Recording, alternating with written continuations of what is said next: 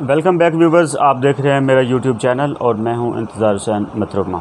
आज की वीडियो के अंदर मैं डिस्कस करूंगा कि मैट्रिक एग्ज़ाम देने वाले जो स्टूडेंट्स हैं, चाहे वो 9th के हैं या 10th के हैं, उनकी जो कंपल्सरी सब्जेक्ट्स हैं उनका मार्क्स का फार्मूला क्या होगा। कंपल्सरी सब्जेक्ट्स के मार्क्स उनके जो है वो कैसे लगेंगे, कितने लगेंगे, किस हिसाब से लगेंगे। इसके अलावा जो 9th वाले स्टूडेंट्स हैं वो कौन से एग्ज़ाम में हाज़िर हो सकेंगे और कौन से एग्ज़ाम में उनको नहीं बैठने दिया जाएगा, या 10th वाले स्टूडेंट्स जो रिपीट कर रहे थे या जिनकी सप्लीमेंट्री थी या जिन्होंने मार्क्स इम्प्रूव करने थे या जिन्होंने इलेक्टिव सब्जेक्ट देना था, तो उनका फार्मूला क्या होगा। कौन से स्टूडेंट्स को एग्ज़ाम देने की इजाज़त होगी और कौन से स्टूडेंट को एग्ज़ाम देने की इजाज़त नहीं होगी। तो पूरी डिटेल यानी 10th से एग्ज़ाम से रिलेटेड, मैट्रिक 9th और 10th दोनों से रिलेटेड जो पूरे क्वेश्चंस हैं आपके, उन सब को आज की वीडियो में डिस्कस किया जाएगा। तो इस वीडियो को पूरा देखिएगा ताकि आपके माइंड में कोई भी क्वेश्चन जो है वो बाकी ना बचे। तो चलते हैं, वीडियो स्टार्ट करते हैं। मेरे पास जो है ये नोटिफिकेशन है, इस नोटिफिकेशन के अंदर ये सारी की सारी चीज़ें जो हैं ये डिस्कस की गई हैं। ये नोटिफिकेशन बेसिकली बोर्ड्स को इंस्ट्रक्ट किया गया, यानी बोर्ड्स को इंस्ट्रक्शंस देने के लिए भेजा गया था गवर्नमेंट की तरफ से। तो उस नोटिफिकेशन के अंदर ये सारे पॉइंट्स जो हैं वो डिटेल के साथ डिस्कस किए गए हैं, जो नॉर्मली तौर पर स्टूडेंट्स जो है वो पूछते हैं। तो चलते हैं, इसको देखते हैं कि ये नोटिफिकेशन हमें क्या कहता है। फ़र्स्ट ऑफ़ ऑल तो आपने याद रखना है, ये कहता है the candidate of secondary school certificate part 2 यानी 10th क्लास की बात कर रहा है। Examination 2021 in below mentioned categories shall appear in part 2 elective subjects and mathematics only. ये कहता है जो 10th के बच्चे हैं, जो नीचे उसने एक लिस्ट दी है, कहता है इस लिस्ट के अंदर जो स्टूडेंट्स इंक्लूड हैं वो सिर्फ़ और सिर्फ इलेक्टिव सब्जेक्ट्स का एग्ज़ाम देंगे और साथ ही साथ मैथ का एग्ज़ाम होगा। इलेक्टिव सब्जेक्ट से क्या मुराद है, यानी अगर आपने साइंस रखी हुई तो फिज़िक्स, केमिस्ट्री, बायो डेफिनेटली होगी, या कंप्यूटर होगा, या इस टाइप का कोई सब्जेक्ट्स होंगे आपके अगर चेंज किया है। और इसके अलावा जिन बच्चों ने आर्ट्स रखी हुई है उनके आर्ट्स वाले सब्जेक्ट होंगे। वो आर्ट्स वाले सब्जेक्ट्स जो हैं वो क्या हो सकते हैं, वो जनरल साइंस हो सकता है, मैथमेटिक्स हो सकती है इलेक्टिव जो होती है, और वो तो डेफिनेटली मैथमेटिक्स तो मस्ट है। इलेक्टिव सब्जेक्ट में लोगों ने अरबी रखा होता है, इसके अलावा सोशियोलॉजी रखी होती है, मैथ्स कम्युनिकेशन रखा होता है, साइकोलॉजी होती है। तो डिफरेंट सब्जेक्ट्स जो हैं वो लोगों ने रखे होते हैं। तो वो जो उनके इलेक्टिव सब्जेक्ट्स हैं उनका एग्ज़ाम होगा, कंपल्सरी सब्जेक्ट्स जो हैं उनका एग्ज़ाम नहीं होगा। किसकी बात हो रही है, 10th क्लास की। उसके बाद जो अगला पॉइंट है, उसके बाद नेक्स्ट कहता है they shall have to pass all of the subjects, यानी जो सारे सब्जेक्ट्स हैं, सारे सब्जेक्ट्स से क्या मुराद है, जिनका एग्ज़ाम होना है, मतलब सिर्फ इलेक्टिव सब्जेक्ट्स, इन सारे यानी इलेक्टिव सब्जेक्ट्स को पास करना ज़रूरी होगा। क्योंकि जब आप इलेक्टिव सब्जेक्ट को पास नहीं करेंगे तो आपका वो सिर्फ एक सब्जेक्ट फेल नहीं होगा, बल्कि वो 2-3 सब्जेक्ट्स जो हैं वो आपके ड्रॉप हो चुके होंगे। कैसे, आगे आपको डिटेल मिलती है। The average marks obtained in past subjects part 2 shall be reflected in remaining compulsory subjects of part 2. The same marks shall be awarded for part 1 corresponding subjects. बड़ी इंटरेस्टिंग लाइन है। कहते हैं कि अगर आपका जो इलेक्टिव सब्जेक्ट हो रहा है उसके अंदर जो आपने मार्क्स लिए होंगे, मसलन आपका फ़िज़िक्स है या आपका केमिस्ट्री है या आपका बायो है, तो इनमें से जो आपने मार्क्स लिए हैं मसलन बायो में, तो उसके अल्टरनेटिव के तौर पे उन्होंने एक सब्जेक्ट रखा होगा कंपल्सरी, यानी इंग्लिश हो सकता है, उर्दू हो सकता है। तो जितने आपके बायो के होंगे उतने ही उसके अल्टरनेटिव कंपल्सरी सब्जेक्ट के मार्क्स भी इंक्लूड होंगे, और उतने मार्क्स ही आपके 9th के सब्जेक्ट से भी इंक्लूड होंगे। यानी आपने एक जो आपका होगा सब्जेक्ट वो कंपल्सरी के बराबर भी होगा और साथ ही साथ वो 9th के सब्जेक्ट के बराबर भी होगा। अगर वो 9th के सब्जेक्ट के बराबर है तो डेफिनेटली वहाँ पे भी वो 2 सब्जेक्ट के बराबर होगा, यानी एक कंपल्सरी और एक जो आपने नहीं दिया था उसके भी इंक्लूड करेंगे। उसके बाद कहता है the same marks shell be awarded for part 1। हो गया। आगे उन्होंने ना कैटेगरीज दी हमें कि कौन कौन से कैटेगरीज़ के बारे में ये नोटिफिकेशन है, ये बात की जा रही है। अपीयरिंग इन पार्ट 2, वो स्टूडेंट्स जो पार्ट 2 में यानी 10th क्लास में अपीयर हो रहे हैं। अपीयरिंग फॉर कंपोजिट एग्जामिनेशंस, उन स्टूडेंट्स के लिए जो कि कलेक्टिव एग्ज़ाम में हो रहे हैं, यानी 9th और 10th का इकट्ठा। Reappearing in part 1 and appearing in part 2, यानी वो वाले स्टूडेंट जो पार्ट 1 में और दोबारा अपीयर हो रहे हैं और पार्ट 2 में रेगुलर अपीयर हो रहे हैं। रीअपीयरिंग इन बोथ पार्ट 1 एंड 2, यानी वो वाले स्टूडेंट्स जो दोनों पार्ट 1 और पार्ट 2 दोनों में दोबारा अपीयर हो रहे हैं। रीअपीयरिंग इन पार्ट 2 ओनली, यानी सिर्फ़ और सिर्फ जो 10th में इम्प्रूव कर रहे हैं, दोबारा उसमें अपीयर हो रहे हैं, चाहे उनकी सप्ली है या वो इम्प्रूव करने के लिए कर रहे हैं। Appearing for marks improvement in part 1 and part 2, वो वाले स्टूडेंट्स भी जो पार्ट 1 में और पार्ट 2 में दोबारा अपीयर हो रहे हैं मार्क्स को इम्प्रूव करने के लिए।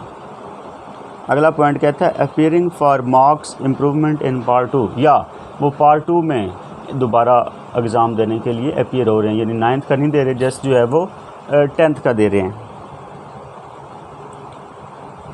इसके अलावा एक लास्ट कैटेगरी ये भी है, appearing for marks improvement subject wise accept in compulsory subjects और सब्जेक्ट्स।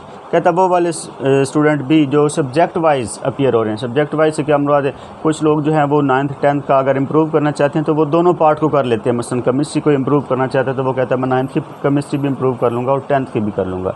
अगर फ़िज़िक्स इम्प्रूव करनी है तो वो 9th की भी फ़िज़िक्स का पेपर दोबारा देना चाहता होता है और 10th की फ़िज़िक्स का भी। इसको कहते हैं सब्जेक्ट वाइज इम्प्रूवमेंट के लिए, तो उनके लिए भी ये नोटिफिकेशन है।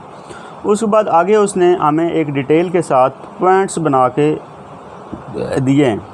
उन पॉइंट्स के अंदर उसने बाकायदा जो है इनको डिटेल के साथ डिस्कस किया है। The candidate reappearing for secondary school certificate part 1 examination 2021 need not to appear for examinations, they shall be awarded average marks obtained previously in pass subjects of part 1। कहता है वो वाले स्टूडेंट्स, वो वाले कैंडिडेट्स जो क्या कर रहे हैं, जो पार्ट 1 एग्ज़ामिनेशन में अपीयर हो रहे हैं, उनको एग्ज़ाम देने की ज़रूरत नहीं है, बल्कि क्या होगा, उनके जो पार्ट 1 के यानी 9th के जो एवरेज मार्क्स थे, जो प्रीवियसली उसने मार्क्स पेपर दिया था, उसके मुताबिक उसके मार्क्स जो हैं वो उसको दे दिए जाएंगे, यानी एवरेज मार्क्स उसको दे दिए जाएंगे। और वो वाले कैंडिडेट्स जिन्होंने secondary school certificate appearing for marks improvement, यानी जो मार्क्स इम्प्रूवमेंट के लिए पार्ट 1 का एग्ज़ाम देना चाहते हैं, shall appear in elective subjects and mathematics only, यानी वो सिर्फ़ और सिर्फ इलेक्टिव सब्जेक्ट्स और साथ मैथ के पेपर में अपीयर होंगे, और वो भी किस में, पार्ट 1 में। They shall have to pass all of the elective subjects and mathematics, उनको सारे इलेक्टिव सब्जेक्ट्स और मैथमेटिक्स पास करना ज़रूरी होगा। The average marks obtained in past subject part 1 shall be reflected in remaining compulsory subjects of part 1। part 1 में वो कहता है कि जो सब्जेक्ट्स, जो मार्क्स आप लेंगे इलेक्टिव सब्जेक्ट में, वही मार्क्स जो हैं वो आपके कंपलसरी सब्जेक्ट्स के लिए भी काउंट हो जाएंगे। जितनी परसेंटेज आपकी होगी उतनी परसेंट जो है वो आगे काउंट कर लेंगे। उसके बाद अगला पॉइंट में वो कहता है the candidate of appearing in secondary school certificate part 1 as fresh candidate shall appear in elective subjects and mathematics। कहता वो वाले स्टूडेंट्स जो पार्ट 1 में यानी 9th में हो रहे हैं एज अ फ्रेश कैंडिडेट, उनका सिर्फ़ और सिर्फ इलेक्टिव सब्जेक्ट का और मैथमेटिक्स का टेस्ट होगा, और वही मार्क्स उसके जो हैं वो काउंट हो जाएंगे कंपलसरी के लिए, यानी इसमें कोई कन्फ्यूजन जो है वो नहीं है। नेक्स्ट कहता है in case of candidate appearing for higher secondary school certificate examination 2021 could not pass in any subject, they shall be treated as compartment case in the failing subject or subjects। कहता वो वाले students जिनकी कोई supply आ जाएगी, यानी किसी भी subject में, यानी इलेक्टिव सब्जेक्ट में वो फेल हो जाएंगे, पास नहीं हो पाएंगे, तो उनकी वो क्या होगी, कंपार्टमेंट काउंट होगी, और उनको बाद में सप्ली पे ये पेपर जो है वो क्लियर करना पड़ेगा। Practical examination for Secondary school certificate examination 2021 shall not be conducted and marks for the same shall be awarded to only qualifying candidates as follows। Practical के लिए बड़ा इम्पोर्टेंट पॉइंट है, कहता है प्रैक्टिकल एग्ज़ाम जो है वो कंडक्ट नहीं होगा और प्रैक्टिकल एग्ज़ाम के जो मार्क्स हैं वो किन कैंडिडेट्स को दिए जाएंगे वो नीचे उसने बताया। 50% marks of the total practical marks shall be granted to all the qualifying candidates while remaining 50% marks be awarded proportionate to their theory marks in the relevant subjects। यानी अगर आपने सारे सब्जेक्ट्स जो इलेक्टिव सब्जेक्ट्स थे वो सारे पास कर लिए तो आपको 50% मार्क्स जो है वो दे दिए जाएंगे। उसके बाद जो 50% मार्क्स हैं वो किस बेस पे होंगे, वो आपने जो सब्जेक्ट मार्क्स लिए होंगे एग्ज़ाम के अंदर उस हिसाब से आपको बकिया 50% मार्क्स जो है वो दिए जाएंगे। The boards of elementary and secondary education shall mention the following statement in the transcript and certified written।